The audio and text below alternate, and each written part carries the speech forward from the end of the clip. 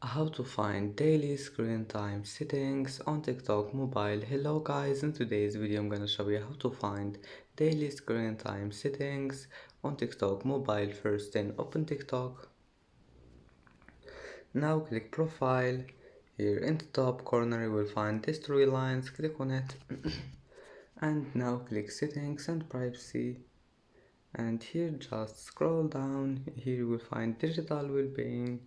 Now click on it, and here you will find it daily screen time, and you can manage it. Just click on it, and then if you want to turn it on, just click here, turn on, and that's it. And that's it for today's video.